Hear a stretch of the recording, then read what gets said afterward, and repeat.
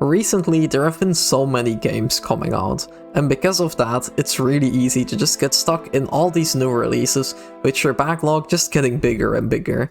But often, there are just some gems on your backlog that you might not be thinking about, and some of them might even deserve your time more than these new releases. And recently, I finished a game from my backlog that fits this description perfectly. It's a game that was on my backlog for a while. I basically bought it a few months after release, and it's just been sitting there, but for some reason a few months ago I just decided to boot it up. And I'm so happy that I did, because I absolutely love this game, and I really took my time with it as well. Even though all those new releases that I was so excited for started releasing, I didn't want to start rushing through this game so I could play the new releases. I wanted to take my time with it, I wanted to enjoy the experience, and even after finishing it, I didn't have enough from it, and I got the platinum for it. And only after that, after I 100%ed it, was when I finally moved on to the new releases. I don't know why I'm trying to make this all mysterious, because the game is literally in the title of this video, it's in the thumbnail. Of course, I'm talking about Tales of Arise. Maybe it's already on your backlog, or maybe you've just heard about it and are thinking about checking it out. But as I said, I just randomly booted it up a few months ago, and a few weeks ago I finally completed it. And even now, it's still stuck on my mind, and I just had to make a video about this, because this game is 100% worth playing. But let's delve a bit deeper into why I like this game. Of course, since this is a spoiler-free review, I'm not going to be talking spoilers at all. If I talk about the story, I'm only going to talk about specifics of the first few hours, or just the general setup stuff. All gameplay shown will also be from pre-release, or from the first few areas. But with that out of the way, I hope you enjoy my review of Tales of Arise. When I first booted up Tales of Arise, I just had no idea what to expect, because I never played a Tales game before, and I also heard a lot of different opinions on this game in specific. I know some people that call this one of their favorite games of all time, but I also know some people that after the first few areas just couldn't get into it and they put it on hold, only to never pick it up again. Couple that then with this being my first ever Tales game, I just knew nothing. Because the Tales of franchise is one of those franchises that I always just looked at and thought, this looks really good, and this looks like something that I would love. It just had great looking stories with really interesting characters, but I never dug in too deep. Like, I didn't even know what type of combat this game had. Was it turn-based? Was it action-focused? I always just looked at it and thought, this looks really cool, I'll put it on the list of things that I need to check out one day. But sometimes it's also really interesting to start a game like that, just not knowing anything about it. Because I'm also pretty open for trying out new things, be it a card-based combat system, be it the Fire Emblem strategy gameplay. I'm basically fine with trying out anything, as long as the story is good and the characters get me invested in it. And that's why a few months ago I just randomly decided to boot up Tales of Arise, and I was ready to be surprised. And to get into it, let's just start off by talking about the basic structure or the basic premise of Tales of Arise. So to go over it, we have these two planets, Dana and Rena. The game takes place on Dana, and the planet is also separated into 5 areas or 5 regions. But the thing is that the other planet of Rena has basically enslaved Dana. In each region they placed a lord, which is ruling over the area. The areas are divided by walls. Rena is also just pillaging Dana from all of its resources, and they just took away the people's freedom. And that is then, of course, where the main character comes into play. You play as a Danon. He's called Iron Mask because right now he doesn't have a name. He doesn't even have any memories, but I'll come back to that later. So you play as this Danon, He wants to liberate his people, he wants to liberate his world by any means necessary. And then really early on, Iron Mask meets this girl, Shion, but she's a Renan, and she has a very similar goal to the main character, but maybe not for the right reasons. You don't really know anything about her. All you know is that she wants to take out all the lords. She doesn't really care about liberating Dana. All she wants to do is kill all the lords. So when she meets Iron Mask, she's like, let's just take out all the lords together, your people will be freed and I'll have what I want. To add to this, she also has this core in her. It's called a Master Core and it can transform into a weapon. The Danon Iron Mask is the only person that can wield this weapon, so them working together would be perfect. So that's how they set out on their journey to liberate the people of Dana.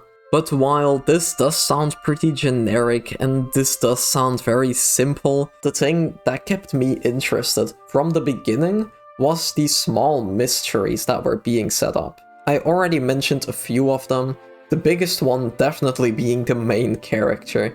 He is just a guy who lives on Dana, who is wearing this full face Iron Mask. He does not have a memory, he does not have a name, and he also does not feel pain, which is why he's the only person that can use the weapon from Shion's Master Core, because her weapon is a blazing sword, a sword that's made out of fire.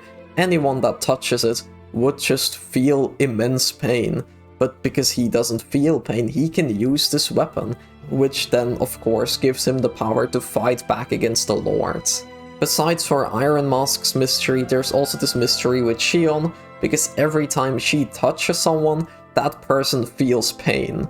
So yeah, her weapon giving anyone who tries to use it pain, because it would literally burn the user's hands, apparently isn't enough yet, because if you just try to touch her body or come into contact with her skin, you would also just feel immense pain. So he's also, on top of being the only one that can use her weapon, the only one that can physically touch her. But coupling these mysteries with a very simple setup is actually really interesting to me, because the plot at this point in the game wasn't anything too special, it was kinda basic, kinda generic, so the game had to do something to keep you interested in it. And to do that, it puts an emphasis on the characters and the mystery that these characters have, their dynamic with each other, and just their potential. Because of course, you're really early in the game, you have these mysteries, but you don't really know where it's all gonna go, it just has a lot of potential. And this potential is utilized to the fullest. Pretty early on already, things are starting to get revealed. Not fully, of course, you're just giving small things, sometimes even pretty big pieces to the puzzle, so you can already start figuring things out. Like for example, this is not a spoiler, it's literally on the box art, it's in all the trailers, but very early on, the main character, Iron Mask, loses half of his mask. And because of that, his memories are starting to return. He remembers his name, for example, it's Alphan. So that already gives you a lot to work with. There are a lot of implications that are set by this one small thing happening, which then of course also happens really early in the game. But of course, the game isn't just expanding on its characters and on the mysteries involving the characters, the basic premise also doesn't stay as simple as it might seem. Slowly the game just starts expanding upon it, to the point that it's kind of crazy how much this game changes, because it just looks so simple in the beginning. And while the game does these changes really slow in the beginning, the pacing is really well done, and it doesn't always stay slow. Like, at first, the game just puts you into this rhythm. You arrive at an area, you see what's wrong there, how is the Lord ruling over the people, and how are the people reacting to it. Then, of course, you decide to liberate the people, so you take down the Lord and you move on to the next area. But the game just slowly starts introducing small differences in the structure, which changes the greater context of what you're doing here. And while it starts off with small changes here and there, The game keeps changing things up more and more, and because of that the pacing is also speeding up more and more. But it's done in a really good way. The game isn't afraid to go full speed when it has to, and seeing these mysteries expand and play out is a really big strength of the game story that's being told. Because the answers to some mysteries leads to some really big events, which then leads to some really big and world-changing consequences.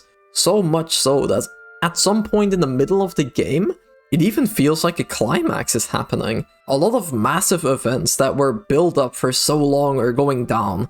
A lot of mysteries are being revealed all at the same time, but then a lot of new questions are being asked. And it honestly kind of feels like the game was about to end, only to build up to a sequel. And it was done in such a good way, I wouldn't have even minded it. But no, the game just keeps going. And everything has changed so much that it does kind of feel like you're playing through Tales of Arise 2. It's just so well done that I felt like I had to mention it, especially since the game had such a generic beginning.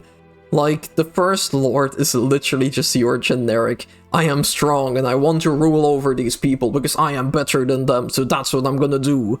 So I'm not surprised when people say that the game had a slow start. But the game uses this slow start in the best way possible, I think, to build up its foundation, build up its characters, and to then use its genericness, if that's even a word, to completely take you off guard. And it's done brilliantly. So yeah, I really wanted to mention it, that the game has a slow start, and that might make it a hard sell for some people. But by mentioning this, hopefully you won't just give up on the game in the beginning. Just sit down, enjoy the ride, and you're gonna be surprised to see where it takes you. And in the end, you just have a super satisfying conclusion to it all. Because as you've probably noticed by now, the character mysteries and the way that the general plot evolves makes it so that there's a lot here. There are a lot of plot lines, a lot of plot points. There is a lot of story going on here, and they're all intertwined with each other, and as story goes on, they interweave more and more. So I just wanted to say, without spoilers, that you should not be worried at all, because this game pulls it off. And it ties up all the loose ends really well, and it really gives us a satisfying conclusion to this really grand tale that set out to do a lot, and it did all the things that it wanted to do, in my opinion. But I'm gonna dial it back a bit now, because I'm literally talking about the game having a satisfying conclusion, and there's still a lot we have to talk about. So, dialing it back, while I have been praising the game a lot so far, and I've been giving it incredible praises, I feel like I have to mention that it definitely has some problems. And I'll talk about these problems whenever it's relevant throughout the video. And while I'm closing this section on the story and the pacing right now, this is where I want to mention the first problem that I found, which is that while most of the time the pacing of the game and the payoffs for all the mysteries and all of that stuff is handled incredibly well, there is one moment in the game where it's not handled that well. And I can't really go into the details because of spoiler reasons, but at some point in the game kinda just enters a massive exposition dump, answering some more long-standing mysteries and also revealing some plot points. And while the story beats themselves, like the plot twist, the answer to the mysteries, while they are really good, the problem is the way that it's delivered, and it kinda bothers me. Especially because the game, up to this point, did a phenomenal job at revealing everything that had to be revealed. It revealed everything at the right time in the right way. And while here, it was revealed at the right time, it just wasn't presented really well. It's not a very big deal because, as I said, most of the time it is handled really well. And the plot points themselves are also really good. It's really just the presentation that's lacking in this specific section. And I think that the plot points could have been handled better. Now, this might seem like a really weird thing to bring up in a spoiler-free review, because I can mention it, but I can't go into details at all.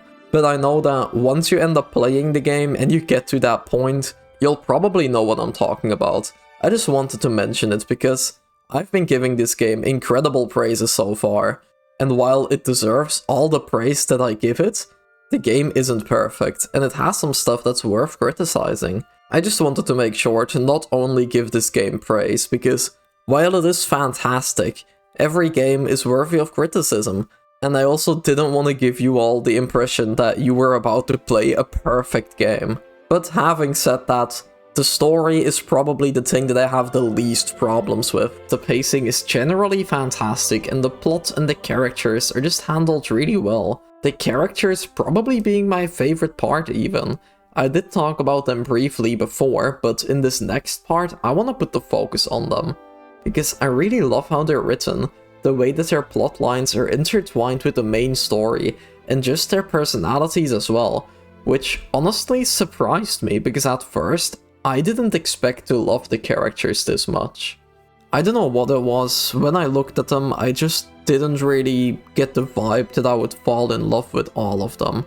Like, of course, I've heard the things about Tales games all having incredible casts, but I don't know, this cast of characters just didn't look that interesting to me pure visual-wise, compared to some of the casts that I've seen from the other Tales games. But the game just does a really good job at fleshing them out, and just does a really good job at writing them. I really fell in love with every single one of them, which is something that I really value in this game, or just in games in general. Because while having a good story is really important, I honestly think that good characters are even more important, and they can go a long way in making me care more about the story. Of course, you can't just write a shit story and expect good characters to make it good, but in my opinion, it's often better to have a simple story with complex characters instead of having a complex story with simple characters. It doesn't only make the story that much more memorable, but also a lot more enjoyable, since I'll just be so much more invested in the characters, which then also just makes me more invested in the story. And since I'm mentioning this here, of course, this applies to Tales as well. It starts off as a simple story with complex characters, since the game, from the first cutscene already, starts building up these characters and lays a really solid foundation of where this game can go in the future. Of course, the story here doesn't just stay simple, and it slowly becomes complex story, complex characters, but I already talked a lot about the story before. I just wanted to mention this here now, when I'm starting to talk about the characters, because the importance of character writing cannot be understated. Not only in the way that they tie into the greater overall story, which is what we talked about earlier, but just the characters themselves, their individual development and how they work as a group. The game just does a really good job at showing these characters and the way that they're coming together. Because, of course, they don't love each other from day one. A lot of them kind of just join because they don't have another choice or because they have a similar goal, but that doesn't always mean that they're gonna be besties from day one, or that they even like each other from day one. Even the two main characters don't like each other at first, they're just put together because Alphen can use Shion's Master Core, and that's about it.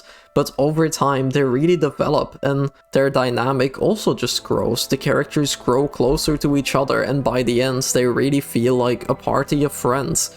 And individually as well, the characters have a lot of development, because a lot of the characters aren't very likable at first. Like, of course some of them are. Alphen is pretty likable, I like him, but Rinwell, I did not like Rinwell at first, and I'm pretty sure that a lot of people also didn't like her at first, because she's kind of like, how do I say it? She's a Danon who is not very fond of Renans, and will very often judge characters simply because they're not Danon.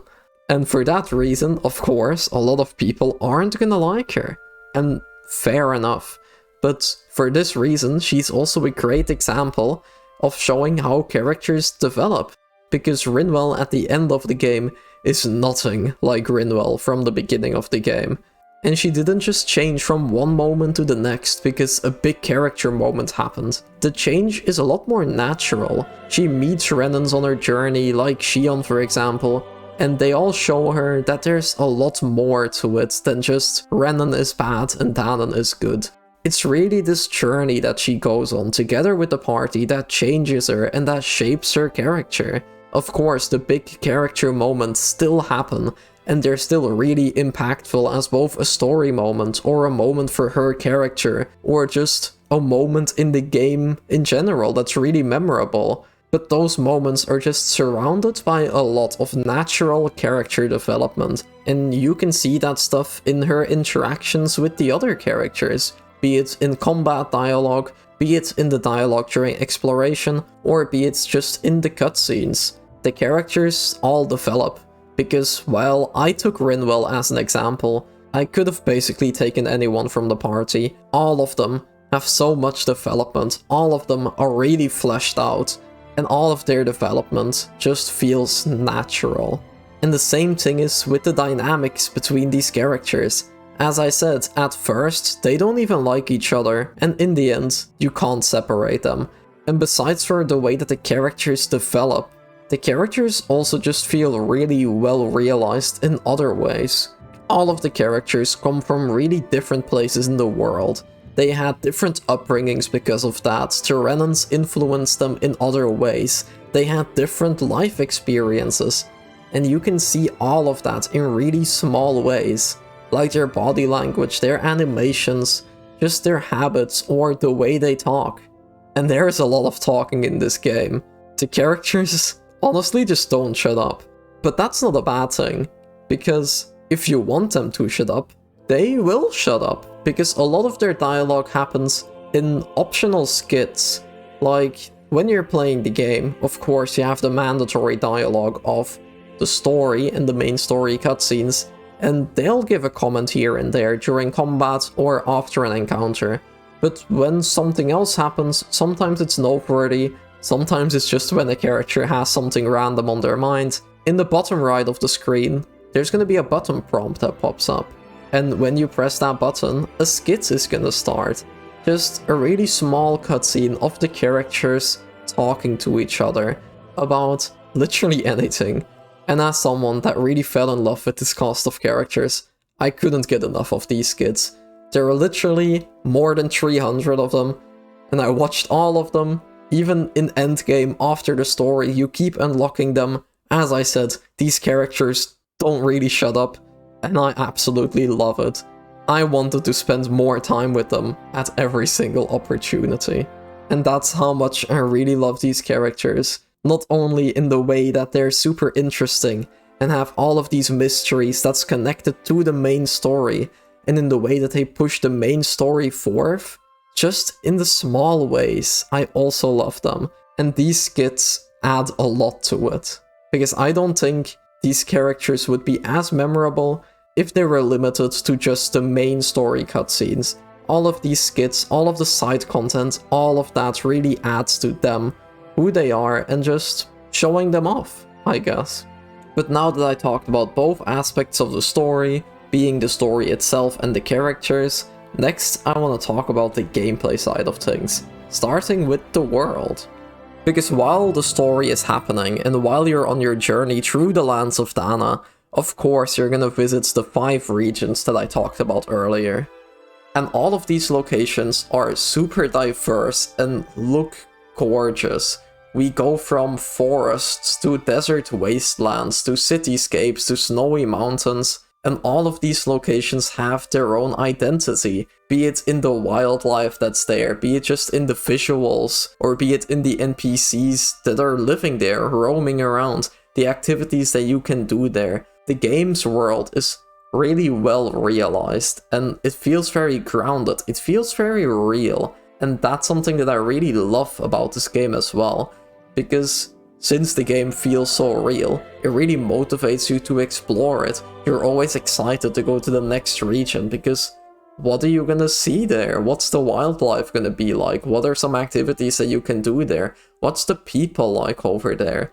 But talking about these activities, there is just a lot that you can do in this world. Of course, you have the usual open world exploration thing, with the dungeons, some of these tying into the main story, others are tying into a side story, and others are just a part of the world for you to explore.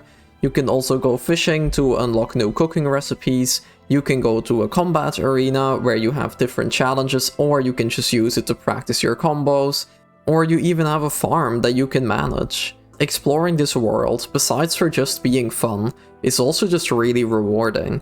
Because besides for finding materials to craft better gear, you can also find these owls that unlock new cosmetics or new costumes.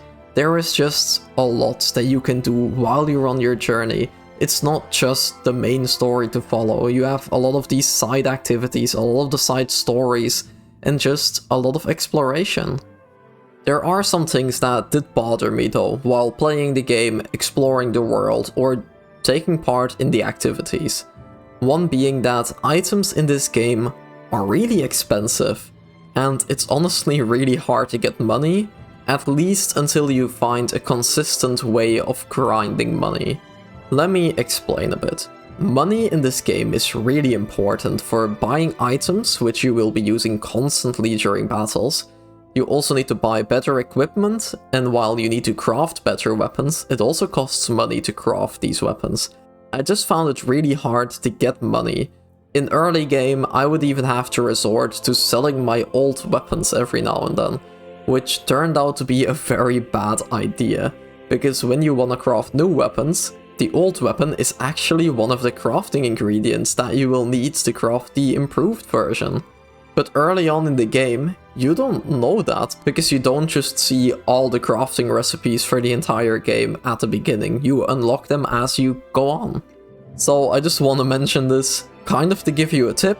If you run out of money, do not sell your weapons, sell monster drops, but also don't sell all of those, because you will need those drops to craft weapons or equipment or stuff like that.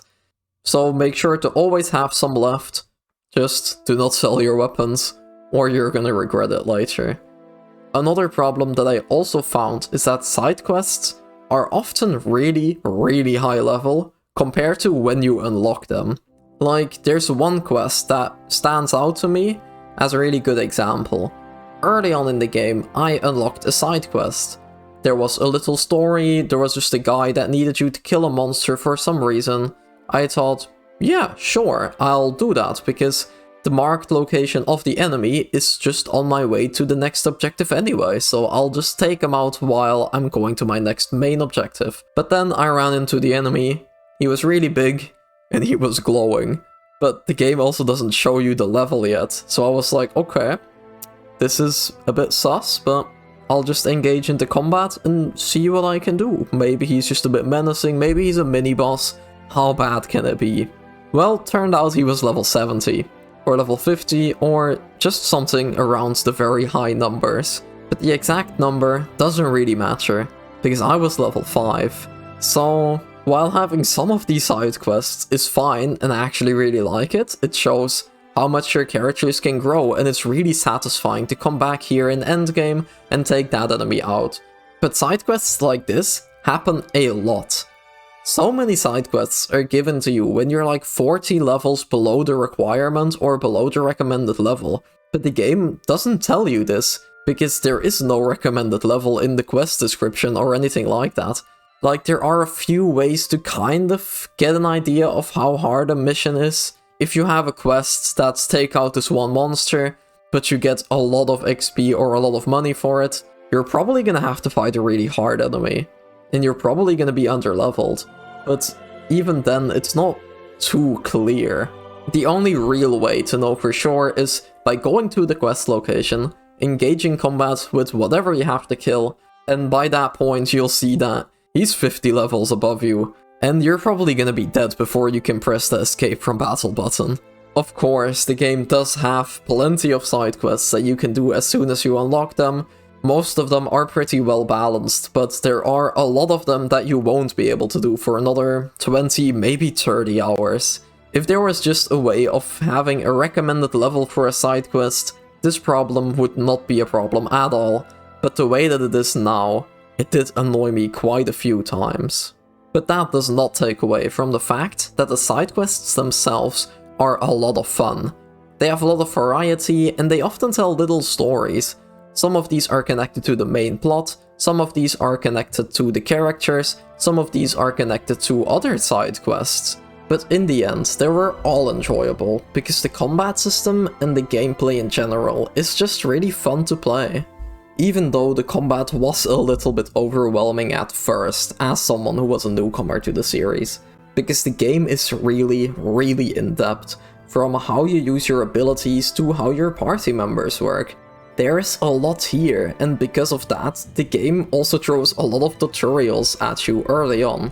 But I did get kinda lost there, because the tutorials don't cover everything, and the things that they do cover, they often don't cover fully. So let me just give a quick basic overview of the combat before we dive into it, just so we're on the same page. Of course, I'm not going to do a full, complete combat analysis, because that's not what this video is, but I do want to make sure that we all know what I'm talking about going forward, plus then you guys all have an idea of what kind of combat system you should expect going into this. So the basics of the combat is that you have your normal attacks and your skills, or arts as they're called in this game. And you have to switch between these two attack types to build up a combo. You can only use 3 normal attacks in a row, and every time you use an art, it consumes something called AG. And since in early game you only have 3 AG, you can basically only use 3 arts as well, before you gotta wait for the AG to recharge. This is kind of the game's way to put a limit on the amount of attacks you can do, so you just can't button mash your way to victory. But every time you use an art, your normal attack limit does reset, so you can use 3 normal attacks again. Of course, there is a lot more to it, because if that was it, I wouldn't have really been struggling. Like, you can juggle enemies into the air, you can break enemy guards, you have elemental types and weaknesses, you have dodging and perfect dodging, you can pause the game at any time to use items, and your party members each have special attacks. And these special attacks each have unique qualities. Like Law does a guard break, Kisara stops normal charge attacks, Rinwell stops enemy arts and doesn't even stop them, she actually steals them. But you can also just control all of your party members and switch between them during battle. And all the characters also play very differently. Not only because they have different weapon types, going from Alphen using a sword to Shion using a gun and Kisara using a shield, but also because they specialize in different things. Like Law is a brawler, he is very close range, he does more damage the higher your combo is, and he's really good at juggling enemies. Then you have Shion, she uses a gun, she has a lot of healing arts, so playing as her, you're usually very far away, using ranged magic, shooting the enemy, and healing your party members when you need it. But then you have Dohalim, who's also a healer, but he's more close ranged, and his skit is all about doing perfect dodges. Every time he does a perfect dodge, he goes into a special state, and when he's in that state, he does more damage for a certain amount of time. And then you have Kisara, who's the complete opposite, because she literally can't dodge and can only block, which is also the only character that can use a block. As you can already see, just like that, every character is very different in playstyles, but also in the elements that they master. Like Alphen uses fire, Dohalim uses darkness. There's a lot going on here. And talking about your party, you can also have 4 characters on field at any time, but during any time in combat, as I said, you can pause the game and switch between party members with the backup party members. So when a party member goes down during a battle, you have more options than just reviving them or leaving them down. You can also switch them out with the backup party members. And during battle, you're switching up your party pretty often, depending on how the battle is progressing, what the enemy is doing, and what you need at a certain time. You can even program your party members' behavior, so you choose how quick your party members are when healing you. Do you want to be healed at 50% HP, or only when you reach 20%? And when your party does heal you, do you want them to use healing items, or do you want them to use healing magic if they have the option to? Usually this is the stuff that you would see in a turn-based combat system, but here, a lot of those elements are implemented in a real-time combo-based action combat system, which makes for a really unique and in-depth system, That's a lot of fun once you understand it. Maybe other games have a combat system similar to this, but I've played a lot of games, and this is my first time seeing a combat system like this, because I didn't even mention all of the elements. But this is also why I had some trouble with the combat system at first. I was kinda just spamming random attacks and random arts, playing the game like any other action game, and while I understood the basics, I didn't fully understand what I was doing. But I was still building pretty good combos and getting decent progress in both the overworld and in the dungeons, but naturally something always felt off. At first I thought it was because it's a new game and I have to get used to the controls to the system, but then I got to the first boss and I realized that this was not just me having to get used to it, but literally just me not getting it. Because I could not get the first boss below 80% HP no matter how much I tried. So I went online, looked at a combat guide video, and that's where I learned a lot about the mechanics that I either didn't know of, or while I did know about them, I didn't understand them fully. Like the importance of which art to use when. Because you can't cancel your arts, once you trigger it, you're gonna finish that animation. And really often I would just trigger a random art, not thinking about the fact that this was a longer art, and then during the animation the boss would just be damaging me, attacking me, and I would die before the art was even finished. So that's how I learned why I kept dying over and over again, and why you really gotta know when to use which art. Now, it might be important to note that I was playing the game on intermediate difficulty, which is the one between hard and normal. So maybe if I was playing on normal or on easy or whatever, that boss wouldn't have been a problem, but I'm kinda glad that it was a problem, if you know what I mean. Because if that boss didn't absolutely destroy me, I wouldn't have gone as far to really master the combat, and I probably would have finished the game without ever understanding all of its systems. Because after watching that guide, I just kept fighting the same boss over and over again, but I was making progress. Every single try, I understood the combat system more and more, and by the time that I beat it, it felt really good and satisfying, because the combat finally clicked with me. And at that point, the game's combat system got so satisfying, and as the game goes on, it slowly adds more and more elements, like party members joining, you unlock new arts, new skills, and the way that you unlock these things is also done in a really interesting way. Because the skill tree here is not just a skill tree of, oh, you got more XP, now spend it on skills, you buy a skill, you have the possibility to buy the next skill, and you just go down the tree. In this game it works very differently, because skill trees are a lot smaller and are bound to completing specific requirements. The trees themselves also work pretty differently. There are 6 skills per skill tree, and all of the skills are available as soon as you unlock said tree.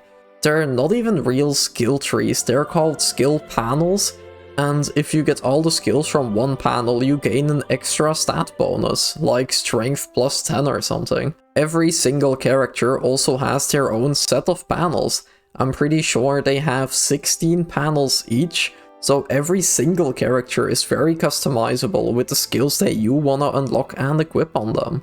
And unlike in other games, unlocking these skill panels isn't all bound to pure grinding or plot progression. It's actually bound to a lot of things. Of course, plot progression is part of it, but you can also unlock new panels by exploring the world. Maybe you did a specific side quest, maybe you cooked a specific dish, or you completed a specific dungeon. Or maybe you just happened to talk to a character by the campfire, which then unlocked a new skill panel. I just think that that's a really cool way to pace a skill tree. You need to be doing more than just the main story if you wanna unlock all of it. It's all paced really well, so you keep unlocking stuff while playing the game, and even in Endgame you're still unlocking things from the post-game dungeon, and by doing specific side quests that are only in the post-game. But as I was learning more and more about the combat system, as I was unlocking more skills, in the end I really felt like I mastered it. Because in the final endgame super boss, or whatever it's called, I was constantly switching from one party member to the next, building really big combos, using special attacks, juggling enemies into the air, doing perfect dodge after perfect dodge, timing my arts perfectly. It was so much fun. It's honestly one of my favorite combat systems, and I did not expect that when I went in. As I said, once it clicked, and it felt so satisfying. And the fact that I was switching between party members so often during that final fight, or during the endgame in general, says a lot. Because while that might sound like a pretty normal thing, if you know me, you know that I don't really switch things up often, I don't really experiment with other characters, other builds. I'm just someone who mains a specific build or a specific weapon or a specific character, and that becomes my go-to because that's what I'm comfortable with and that's what I enjoy the most. Like, to give an example, in Souls games, I pick out one weapon, and that's the weapon that I'm gonna be using for the entire game, if not the entire franchise. In Bloodborne, I picked the axe from the starter weapons, finished the game with it. In Elden Ring, Dark Souls, basically every Souls game, I picked the Claymore, played the game with it, and that's just what I do, and I have a good time with it.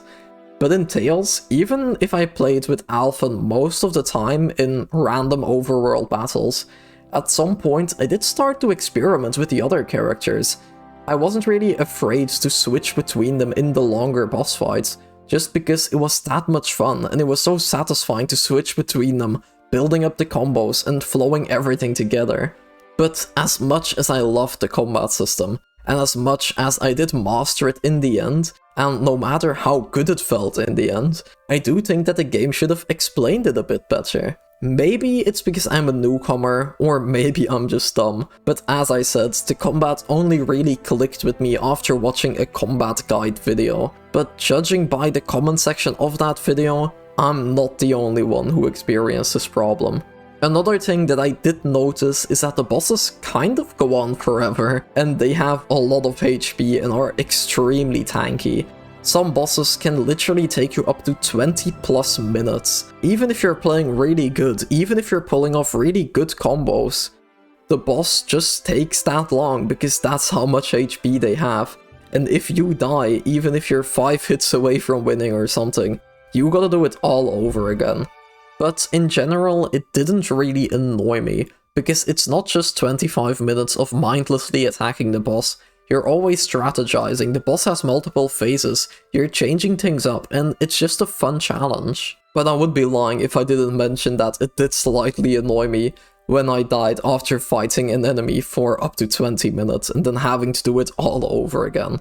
But that was only in the moment really. As I said, in general it didn't really bother me, but I know that this is not for everyone and it is a criticism that I have seen about the game on the internet, so I thought I'd mention it. But then again, I was playing on intermediate, so maybe that's why they had so much HP, and maybe when you're playing on normal the bosses don't take as long, but it never really annoyed me enough to turn down the difficulty. I honestly really enjoyed the difficulty, and I would recommend it to everyone starting the game.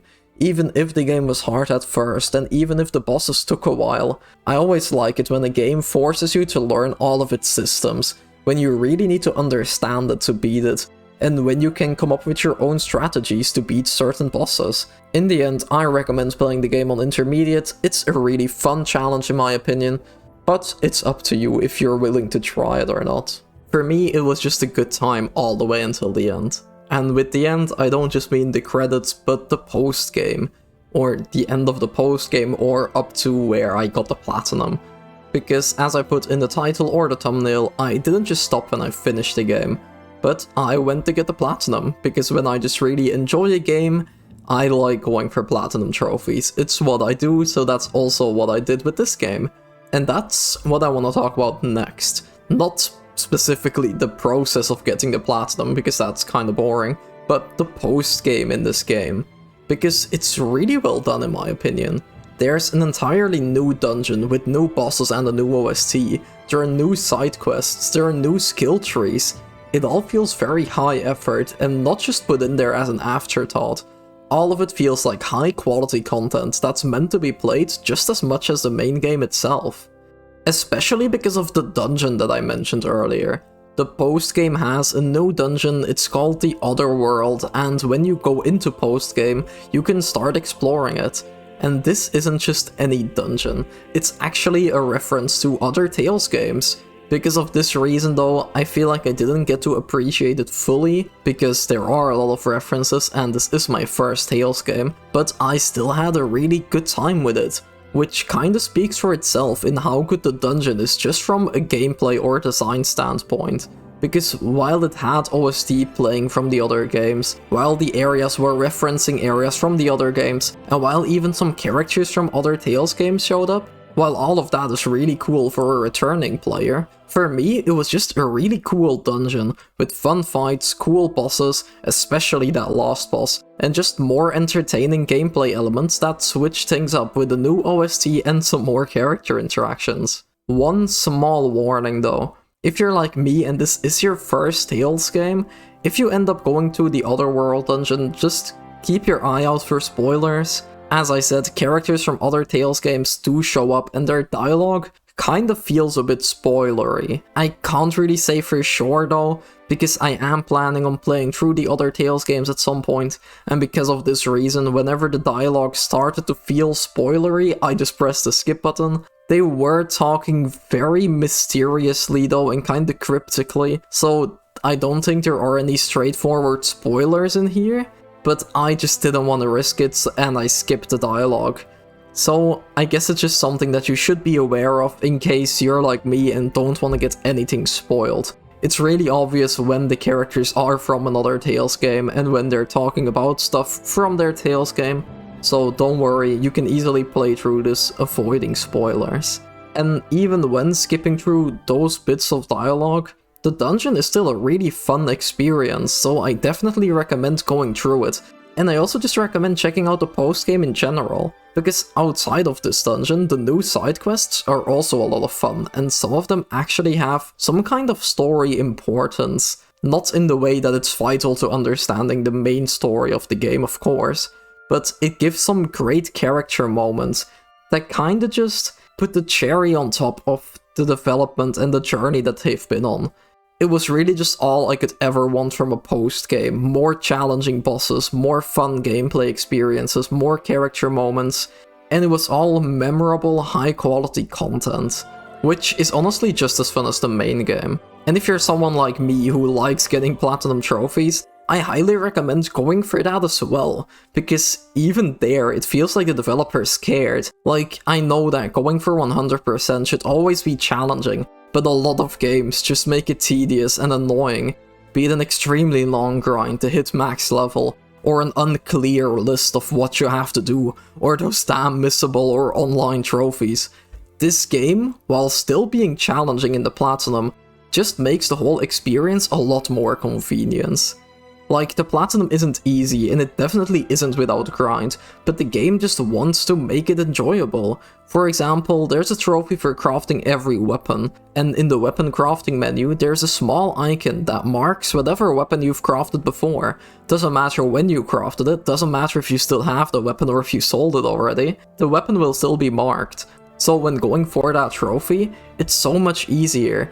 Especially compared to other games where I would probably have to make a list myself and check them off. Same thing with the trophy for reaching max level.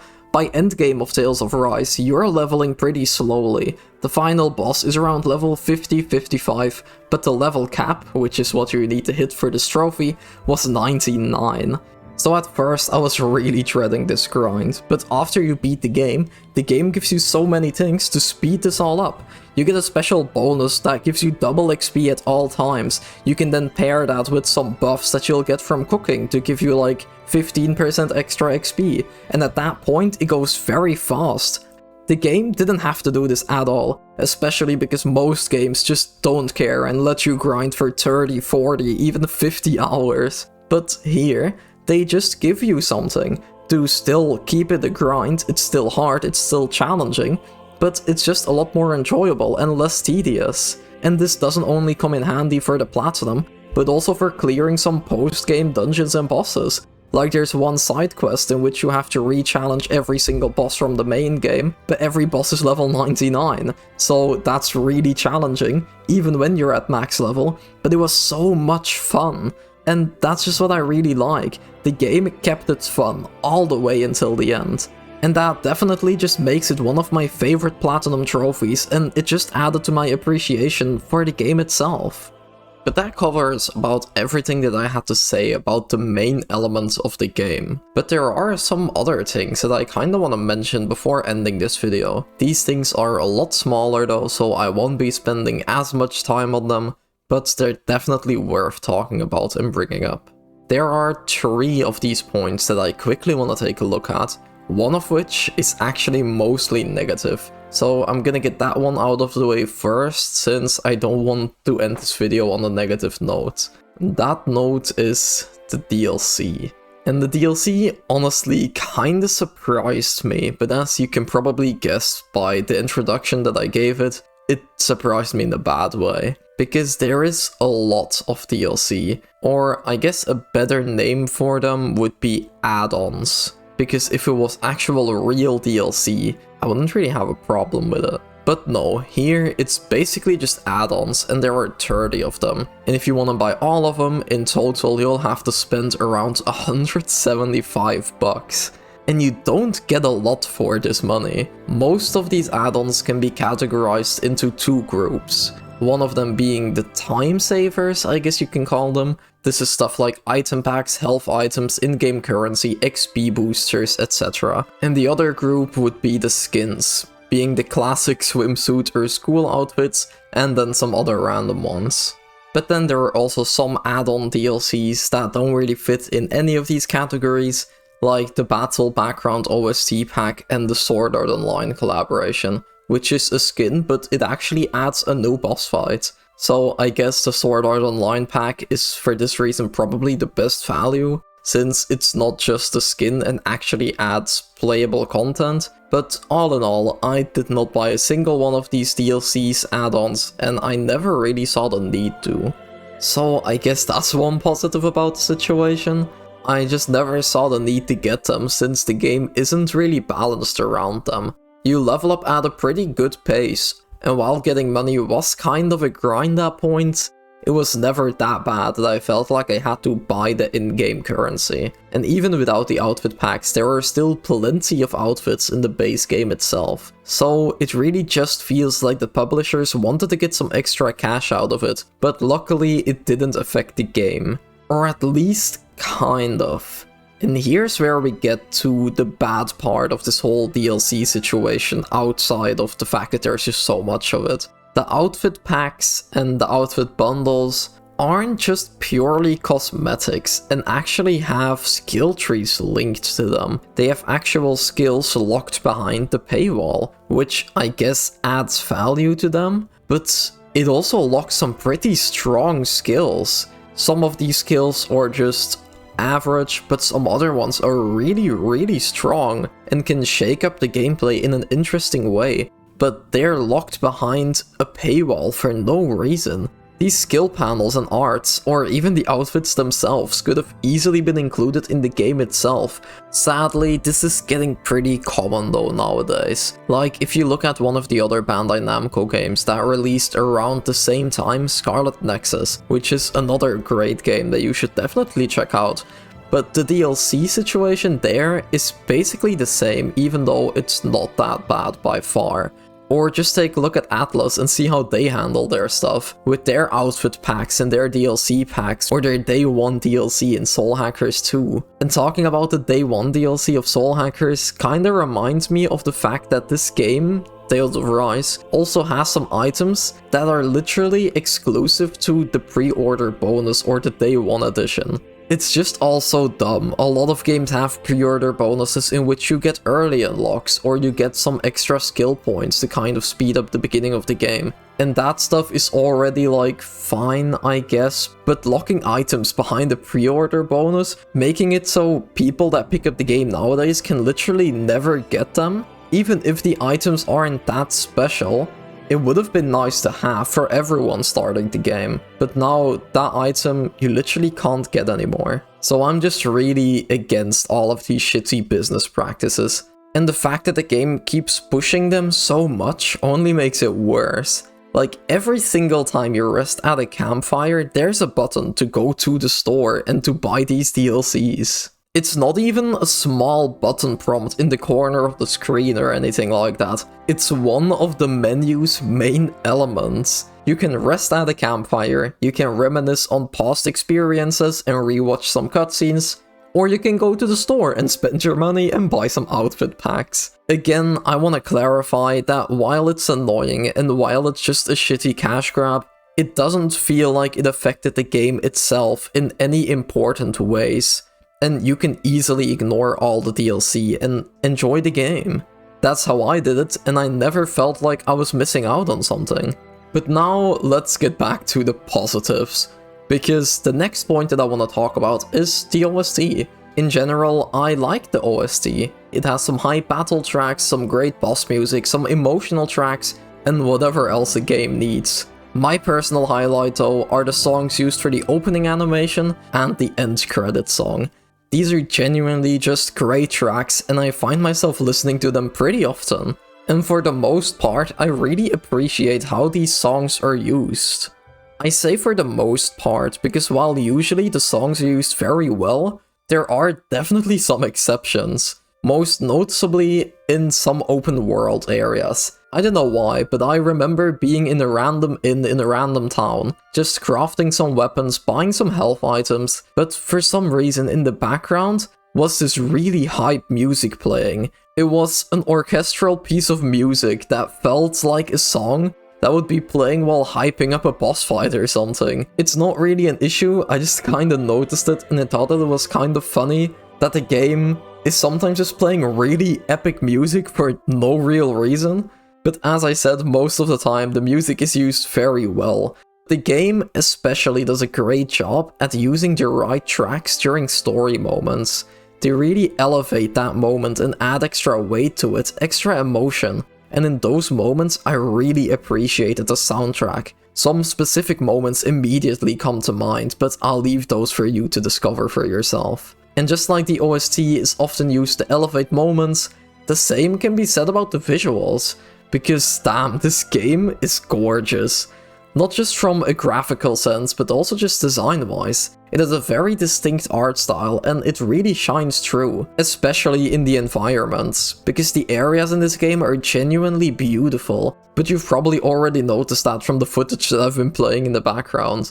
But outside of the world and the environments, which leads back to what I was saying earlier about the visuals elevating story moments, the game does what a lot of anime-style games do, which is switching to animated cutscenes or anime cutscenes for the most important or impactful moments. And the anime cutscenes in this game are animated by Studio Ufotable of all studios, so it's a given that these anime cutscenes are downright stunning. For those who aren't familiar with them, Ufotable is mostly known nowadays for animating stuff like Demon Slayer and Fate.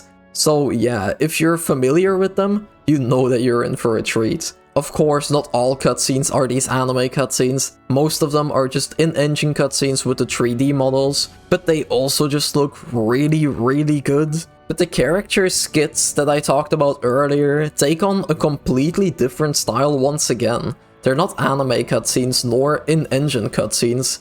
They're kind of like a comic book, where the 3D models are placed in comic panels where they do small animations as they talk about the random stuff that they talk about in these skits. I honestly thought that these looked pretty nice, and since there are 300 of these, I was not expecting them to be fully animated, so this comic style was a nice time-saving solution for the devs, while still looking really good. And they also just fit with the style of these shorter skits. But apparently, from what I've seen and from what I've heard, the older Tales games use 2D sprites for these skits.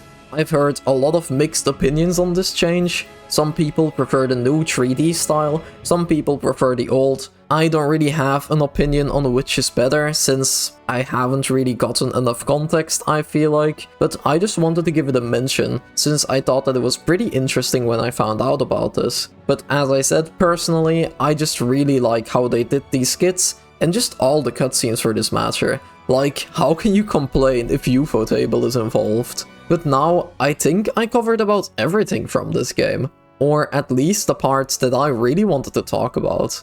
It's honestly just a really fun game. I know that it has some problems, but in my opinion those problems aren't anywhere near big enough to have a real lasting impact on my experience with this game. I just had a great time from beginning to end, and I think it's a phenomenal game that everyone should check out. Because I honestly think that this game has something in it for everyone to enjoy. It has a strategy element of turn-based combat, but it also has the tight and fast-paced action combat system that you see in action games. And because of all the playstyles, you can lean into whatever aspect you enjoy the most. The story as well, it has a slow and generic start, but the game really takes you to places that you wouldn't expect, and it's a journey that I'm never gonna forget. Especially thanks to the super charming characters that are on this awesome but also emotional journey. I honestly can't recommend this game enough. But that's it for me. What about you all? Did you play Tales of Arise before? And if so, what did you think of it? And if you haven't played it, maybe my video was able to convince you to check it out sooner rather than later. I would love to hear from all of you, and if my video did give you the motivation to play the game, be sure to come back once you beat it and let me know what you thought of it. And while you're here, why not check out my channel? I would really appreciate it.